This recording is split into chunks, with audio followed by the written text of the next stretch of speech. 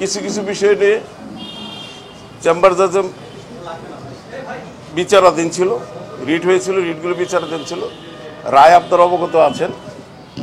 আমি একজন প্রার্থী হিসেবে আমি বলতে চাই, আমি ঢাকা বিভাগীয় আঞ্চলিক ক্রিকেট সংস্থা এবং জেলা ক্রিকেট সংস্থার সমূহ থেকে আমি প্রার্থী ছিলাম। আপনারা জানেন আমার প্রার্থিতাও বাতিল করা হয়েছিল, সেটিও আমি অনেক কষ্ট করে পুনর্বহাল করেছি।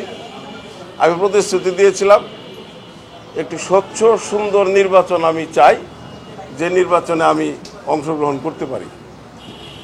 কিন্তু আপনারা সব কিছুই দেখছেন, জানছেন, আপনাদের মাধ্যমেই আজকে আমার দেশ পত্রিকার রিপোর্টটাও পড়তে পারেন।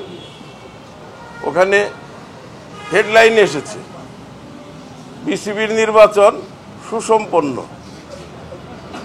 নির্বাচন হওয়ার আগেই নির্বাচন শেষ হয়ে গেছে। আমি নির্বাচনী শিডিউল অনুযায়ী 1 তারিখে ব্যালট, পোস্টাল ব্যালট দেওয়ার কথা ছিল। আমি নির্বাচন কমিশনের সাথে বহুবার দেখা করতে চেয়েছি, আমার সাথে দেখাও করে নাই। আমি দরখাস্ত দিতে চেয়েছিলাম যে ব্যালট এবং পোস্টাল ব্যালট শুধু তাদেরকেই দিবেন যারা দেশের বাইরে অথবা হাসপাতালে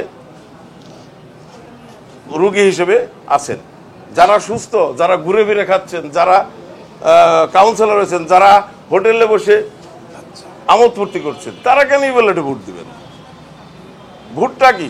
ভোট হইল একটি বন্ধন প্রক্রিয়া। সকল কাউন্সিলর এক জায়গায় আমরা আসব, আমরা নিজেদের মধ্যে মত বিনিময় করব। আপনার জেলার কি সমস্যা, আমার জেলার কি সমস্যা, মত বিনিময় করবো, আমরা জানতে পারবো। বছরে একটা দিন, সবসময় তো হয় না। সুন্দরভাবে ভোট দিব, যারা জিতবে তাদের অভিনন্দন জানাবো, যারা হারবে তাদেরকে সমবেদনা জানাবো, এই তো ভোট। কিন্তু ভোট কি এই হচ্ছে? আমি এখন আমার প্রতিদ্বন্দ্বী 2 জন প্রার্থী সম্পর্কে বলতে চাই।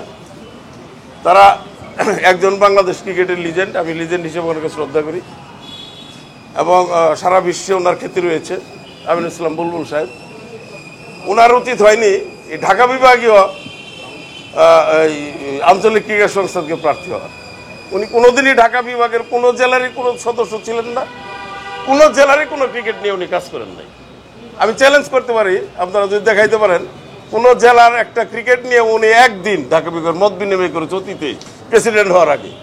যা বলবেন তাই মেনে নিব। আজকে দেখলাম উনি অনেক ভালো ভালো কথা বলেছেন, এই ভালো কথাগুলি আগে বলা উচিত ছিল। আমরা এই ভালো প্রক্রিয়ায় সারাটা জীবন নিজেকে ব্যয় করে দিয়েছি, আমার জেলায়, পার্শ্ববর্তী জেলা বা অন্য জায়গায়। খুঁজলে দেখবেন সত্য না মিথ্যা। আমরা বলতে পারি না। উনি আরও দেখেন যে অ্যাডহক কমিটির বাধ্যবাধকতা করেছে, সে অ্যাডহক কমিটির উনি মেম্বার হয়েছেন কবে? উনি যদি অ্যাডহক কমিটির সাথে কাজই করতে চাইতেন, মেম্বার উনি আগেই হতে পারতেন, 5 তারিখের পরেই হতে পারতেন, যে আমাকে ঢাকা বিভাগে অ্যাডহক কমিটি মেম্বার করা হোক, আমি ঢাকা বিভাগ নিয়ে কাজ করব। চাননি। মেম্বার হয়েছেন নির্বাচন শুরু হলে একটি অস্বচ্ছ প্রক্রিয়ার মাধ্যমে ঢাকা বিভাগের ক্রীড়া সংস্থার অ্যাডহক কমিটির মেম্বার হয়েছেন এবং কাউন্সিলর হয়েছেন, এবং উনি চিঠি দিয়ে সকল জেলায় অ্যাডহক কমিটির বাধ্যবাধকতা নির্ধারণ করেছে। একই প্রকার নাজমুল আবেদিন ফাহিম, উনি গেম ডেভেলপমেন্ট ম্যানেজার হিসেবে কাজ করেছে, তখন আমি ক্রিকেট বোর্ডের পরিচালক ছিলাম।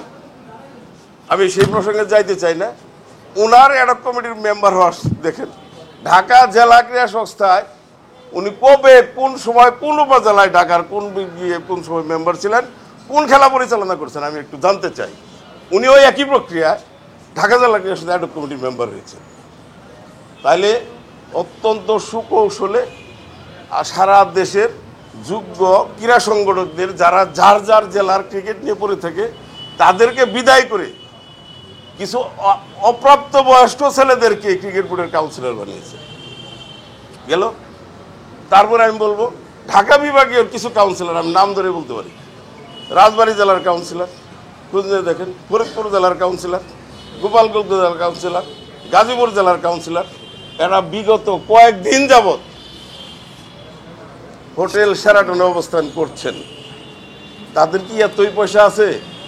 নিজের পয়সায় তারা হোটেল শেরাটনে অবস্থান করে বোর্ড পরিচালনা করছেন। এর নাম নির্বাচন? আমিনুল ইসলাম বুলবুল সাহেবকে আমি এই নির্বাচন, উনি তো একজন ভোটার, আমি ওনার কাছে ভোট চাইতে পারি। একটা দিন আমার ফোন রিসিভ করেননি উনি, একদিনও না, বা পাল্টা কোনো মেসেজও পাঠাননি যে আমি পরে আপনাকে ব্যাক করতেছি, করেন নাই। এটা তাহলে কিসের ভোট? আমি যদি একজন ভোটারের কাছে ভোটই যাইতে না পারি, কিসের ভোট? আমি 4 জন কাউন্সিলরের ফোন নাম্বার এখন পর্যন্ত পাইনি, বিসিবি আমাকে দেয়নি। 4 জন কাউন্সিলর, তাহলে ভোট কি? তাহলে আমি কিভাবে ভোট করব? ভোটটা তো স্বচ্ছ না। আমি প্রমাণগুলো দিচ্ছি, আপনার প্রমাণ নেন। তারপরে আমি ই ব্যালটের ব্যাপারে নির্বাচন কমিশনকে 1 তারিখে বললাম যে আপনারা আজকে 4টে পর্যন্ত ই ব্যালটের তথ্য দেওয়ার কথা, আমি একজন প্রার্থী, আমাকে তথ্য দিন। আমি লিখিতভাবে জানাতে চাইলাম, অফিস বন্ধ, কিচ্ছু নাই, তারা কোথায় বসে কোনো ঠিকানা নাই। নির্বাচনের কাজ থাকবে, নির্বাচন যতদিন চলমান থাকবে নির্বাচন কমিশনের অফিস সবসময় এখানে খোলা থাকবে, আমাদের নানান বিষয় নিয়ে আমরা কথা বলতে পারি। ওনারা আসেন নাই, বহুবার ফোন করেছি, আমি ফোন প্রমাণ দেখাতে পারি, ফোন রিসিভ করে না।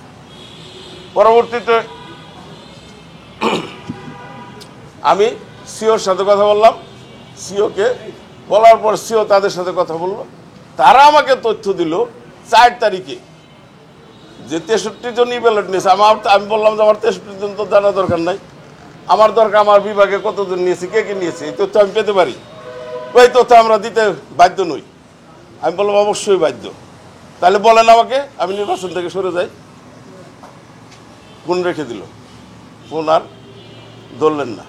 পরবর্তীতে সিওর মাধ্যমে জানতে পারি ঢাকা বিভাগ থেকে 7 জন ই ব্যালট নিয়েছে।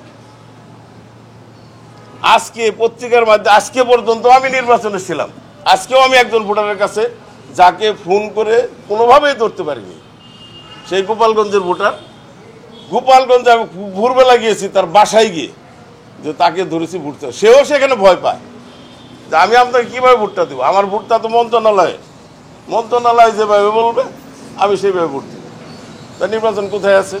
যুব ক্রীড়া মন্ত্রণালয়, ক্রিকেট বোর্ডের আমিনুল ফাহিম সাহেবেরা, প্লাস নির্বাচন কমিশন বিনি সুতার মালা গেঁথে ফেলেছেন, যে মেলা আমার গলায় কোশ্চেন কালেও পড়বে না।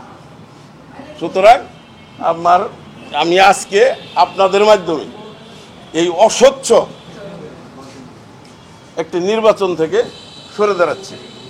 তবে ক্রিকেট থেকে নয়, স্পোর্টস থেকে নয়, আমি একজন ক্রীড়া সংগঠক, আমি আপাতমস্তক একজন ক্রীড়া সংগঠক। আমি গর্ব করে বলতে পারি দুঃসময়েও আমি ক্রীড়াঙ্গনের পাশে থেকেছি, আসি, ভবিষ্যৎ থাকবো। এটা আমার নেশা, এটা আমার ধ্যান জ্ঞান।